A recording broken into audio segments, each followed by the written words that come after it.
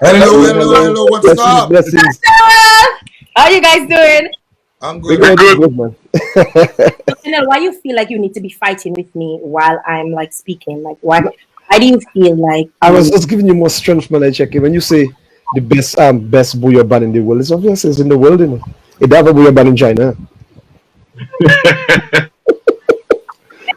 right? Well, welcome. Thank you so very much, guys. I mean, first of all, besides knowing you, all of us are digital ambassadors together. So it's Yes, we are. so good. You're part of the family. So it's so good to have you guys on here with me. How is the COVID treating you all? Tell me. Well, before we start, let me just say hi to Geoffrey and Benji. Hi, guys. I haven't seen them in a while. Hey, hello. That's not see. No, man. Yeah, Benji. Benji, you're gonna say something? Yeah, I was going to say I'm not hearing the rest of the guys. Oh, you're not hearing them? I don't know. I think you should do what I did last night. Maybe just switch off, close all these tabs, and open up again. I don't know. Yeah, probably that you need to do. Switch off all your tabs and try again. You want to leave and come back on. Switch off all your tabs and come back on. Yeah, you when we did that. Geoffrey.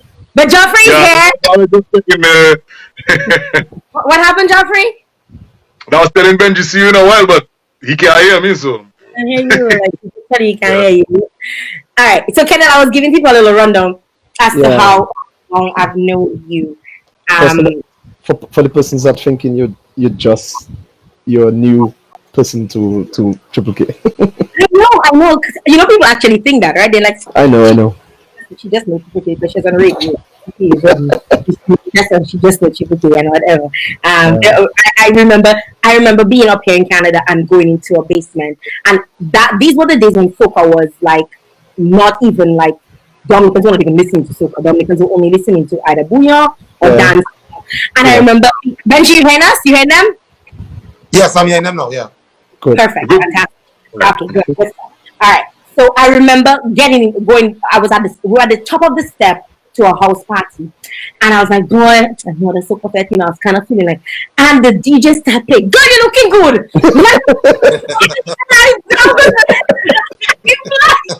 Stairs. I was like, I want to go down, and I remember me and the other person that was with me knew the song, and we were like, shoot. And I was like, who are these people? Like, what planet did it come from? And where is that song from? And you guys have been really hitting us over the years with music after music after music. I want to get into a little bit of the background. I want to get to know a little bit about how you guys started, how you guys came to be, and what exactly pushes you guys. How exactly did the group start off? I don't know if Kendall, because since Kendall is kind of one of the founding members, I guess I'll let Kendall probably take that question. Well, I'll have to summarize that because we could be out here all night talking about how Triple K got started. But basically, long and short of the story, 3 guys started the band, Kendall, Keen, and Kurt. I'm the only one left.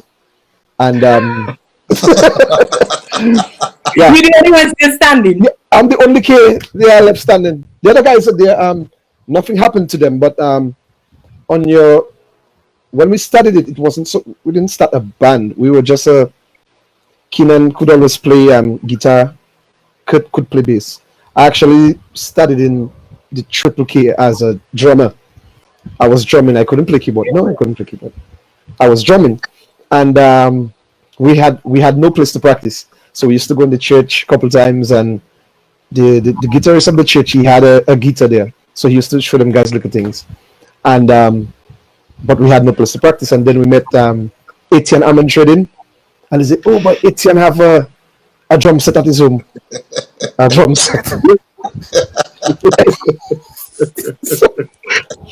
The drum set. It was a bed frame that made into a drum set. Anyway, longer term, Etienne had the drum set, so right now Etienne have a drum set, so Etienne is the drummer. So we'll have to start something. So my cousins and them had a little Casio keyboard, and I used to go up by them and just pull up. So every time I'd ask them to learn the keyboard and playing Jingle All the Way, and it wasn't until like some months after David was there, and David Tazzy, who's That's Tazzy, yes. yeah, Tazzy, Sonic. yeah, man, Sonic, boom, yeah, he and one of my cousins was trying a little thing. So oh, by the way, if Taz and girlfriend listen, no, that's a long time ago, eh? Don't know. It's a long time ago. By the way, anyway, I came to the house and David is there. I hear something. Amiyo, and David is singing Amiyo from Rough and Ready, and he playing the keyboard. Ting, ting, ting, ting, ting. I check in. What? Mr. Can play, man. So I pick up the keyboard. I try to play Amiyo. Then I started going by my cousin every day. Then my mother got fed up. Then she bought me my own little concert keyboard, so I could practice at home. Then giving her a headache because every day I have to turn the ironing board upside down to be a keyboard stand. And how kind of is history? And it's just from here. Triple K took off. Kendall, Keen and Kurt. Ethan being the drummer. I started playing a little keyboard. All the time that's in Lodi. And then Alphil, Lennon, Tiki, Sweet Tiki used to escape from his mother's home and say he go in church or study, and his books he have for school, he writing songs in them thing. If he can still show you them books. So yeah, and he became the singer. We have guys like but I don't want to say it that way. I don't want to say vagrant, but one of the most popular guys on the streets in town right now, person's name is Paka. He actually was a keyboardist in Triple K and a drum machine programmer. Really? Yeah, but he just went the other way, and that's the situation now. We try reaching out a couple times, but sometimes, like the guy was saying, it is what it is. Yeah. Yeah, sometimes. But I mean, yeah. Joffrey, how did Joffrey get into that? Let Joffrey tell you how he reached in Triple K. Joffrey, how did you from Roseau end up Loda? Well, actually, good evening, everyone. My entry into Triple K was really, I would say, a freak moment. I was actually performing with an accident. That's right. I was actually performing with Rory Dim. I was a band member with Rory Dim for a few years, and we've been touring. I met UJL up in Canada prior to that, and when I returned from when we returned from tour in 2004, we had a bit of a misunderstanding in Rory Dim at the time, So I was like, I don't think I want to stay around too much in that.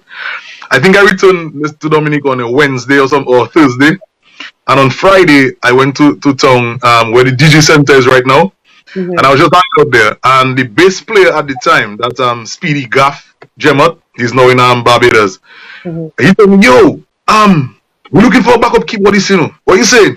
So like at the moment I was like, you know what? Yeah, let's do that, man. And I think the following practice, I think the band had a meeting whenever, and then they confirmed, and I came up with my keyboard. I had to go on the bus stop, the Loda bus stop, and wait for Dr. Reds, and put my little keyboard in the under the front by the Weibo area, and take my little vape and come up to Loda. And at that time, Triple K was really a growing band. It was a younger band, an exciting band, a band with a lot of innovation. But what I could really see was a lot of passion and talent. It was straight raw talent and passion for music. And it just took off from there. It just really took off, and the explosion of what Triple K is right now just really blossomed after that. How did you come in, Benji? How did you get there? Well, for a lot of people who don't know, I used to work on the ship, and well, I know that. Yeah, playing music on the ship, that is, and then same guy, Dennis Jemot, Gav Jemot, Speedy, told me that he's played now with a band named Triple K from Loda, and I heard at the time of Triple K already, but didn't hear them actually playing. And on my return from the ship on vacation, I ended up going to Hershey's. I think it was at first. Scott said. That's what Scott said. And the band was playing. and that's when I actually fell in love with Companzo, because the guys they were playing like, hey, But about 50 compatibles a night. a night, yeah, and I cannot believe is a band from Dominica playing like that, them French fellas, like, it just amazed me. And being the music lover that I am, I just fell in love with the guy, their camaraderie and everything. I just fell in love with them, and then I had to go back on the ship, but Kendall had the rhythm playing all the time. I just like the rhythm. And then nobody wasn't really singing Booyah.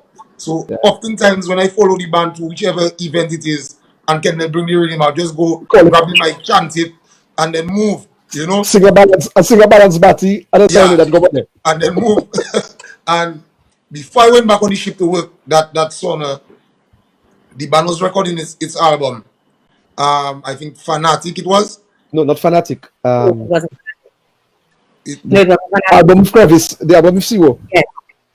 The only call them is no. It was Fanatic. It's Fanatic? Okay. There was Because Oh, yeah, Logon. Logon. So Yeah. Philipson was the band sound engineer at the time, who is the brother of Lennon, Tiki Slick Tiki. He tell me, yo, you have to record that song before you leave. So I then go ahead and I did log on. So that was my first song with the band. And at the moment I didn't feel entitled. I just feel like, yeah, I made a little contribution and so on. And then when I returned again on vacation, we did See What If You Want. And then Who's gonna mash up later? and then that was it from there. I know what you forget song. I know what you forget song. I see that.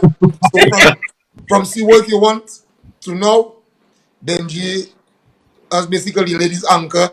Yeah, he docked at that port, Triple K port, and that was it. Yeah. I'm always so amazed at how you guys have managed to stay together for so long. I think one of the things that contribute to that is in layman terms, I believe if you grow through the Guaye together, you'll enjoy the winnings together. Remember, Geoffrey told you he had to come on the bus stop with 4 hours to go upload. And sometimes after that practice, there's no right to go back down, And I didn't give my part of that. Yeah, Benji actually slept loader a few times, because we have no right to go back down. Yeah. When my mother, I had a little keyboard, and there was no, I didn't have, she bought me the keyboard, and I had a keyboard case. I made a keyboard case out of, I taped the keyboard. Like I tape. I put a plastic on the keyboard and I tape it, the same tape using now. And that was the keyboard case, And every time I reach at an event, I pull out my keyboard from my tape bag. So like we went for years playing Lennon drum machine, Lennon this, and so we never really had our own stuff. And you can see how it's changed now, because you'll find a little band coming up now. Before they are a band, they already have a computer, they already have these things. So I believe you have to love or understand the Guaye to actually fight with, to be with each other, to reap that reward together. And I think that is what maybe Triple K have of a lot of bands, not just necessarily Dominica, but if you really watch it now, you don't hear about much bands again. Dominica maybe have the most bands in the Caribbean. True. However, so I believe it's that Guaye part that is. Yeah. Just to give a little insight too, though, because a lot of people just want to know what really happening within the band structure, like inside. They like a little, always say a little sipsion, or they want the best. And what really structure our camaraderie too is that the fact that every organization you'll have problems, because we are all human beings, you know what I mean? And everyone has a different ego, and egos are very difficult to manage. And Geoffrey does a good job at that, I can tell you. And in everything else, we'll have our differences, but at the end of the day, we never stay or remain angry at each other. We deal with it now, and then we move on, because you have to agree to disagree. You know what I mean? And I believe for because of that, our brotherhood, the camaraderie is so strong. It's overwhelming, man. It's pure love. Because I look at you guys have all different personalities. And I've been around you guys. and I'm not gonna call names. I know who the arrogant ones are. I know who the, I know who the loudmouth ones are. I know who the ones that will rush and just let people talk. I know who the ones who just shake their head. I Yeah. know, and yet y'all complement each other. Because when I don't think I've ever seen you guys fight in public or quarrel about in public. I don't. Has that ever happened? You now go see that happen. Nah. there have been instances. There maybe been instances where like at You know, a particular event we had some issues, but it will never stem on the stage at a performance. It will never happen. It will never start at the actual performance, because we're human beings. It could be when I was going on the stage, Jeffrey told me something and I disagree with it, and because music is a feeling, Yep. you will act, feel. You actually watch me and say, "What a bad moment." I'll be playing the same song, the same keys, but just like one to Kendall, because it is a feeling. But when I hit that stage, boy, the world can be from at the back of me, and I forget that. Trust me. Jeffrey. yeah, just to add to that, we as all the other guys are saying, obviously there are a lot of emotions when it comes to the expression of music, and one of the things that, just to give us, as Ben just saying, an insight into our operations, I don't think there's any band member currently in Triple K who has not shed a tear behind the scenes, either because of just trying to ensure that the unit stays together, or the unit does something in a different direction, just ensuring that we keep it, 100. And the fact that most of us have shed tears is because we have that deep passion, that deep seated love for each other and for the So you cry music. for baby and coal come out in your nose. Yeah. Yeah, man. Yeah, man. So, you see, Yeah. those of us on the live there now, yeah, that is the criers. Yeah. Yeah, That's the big babies. Jeffrey J was on the truck for 2018 Carnival, I think. She was on the truck. 2018. That's after Maria. You were on the truck? No, I was in 2018. I was. 2019, we I wasn't passed the point, right? 2018. One of them. One of them, 2019. 19, I think we passed the point, yeah. But that was the year. That was the year we released Still Standing. Oh, it was 2018. So that was 2018. I was on the Yeah. Yeah, and we were playing that song on the truck, and Benji not singing. Wondering why Benji's not singing. Benji's on top of the truck, crying. I'm so happy. Benji, why were you crying, Benji? Just emotions, man. You have certain songs that just almost I even tear a little bit, Yeah. You have some songs that bring out, certain emotions, and I believe they're just tears of joy to see the fact that that song speaks volume, And I remember when we wrote that song, we sat down as a group and In we one room. actually produced that song together as a group. You know what I mean? And In St. Thomas, in a room. it was just, imagine, that was the first time actually I went to a studio and sang a song without looking at the paper. In truth, Wow. I sang both verses without looking at the paper. That is all. It was coming from your heart. Yeah, from my heart. Yeah, from my heart. And to see the impact that it had on people, during that time, Carnival, my God, I was like, I cannot believe is, Triple K making that happen. Yeah.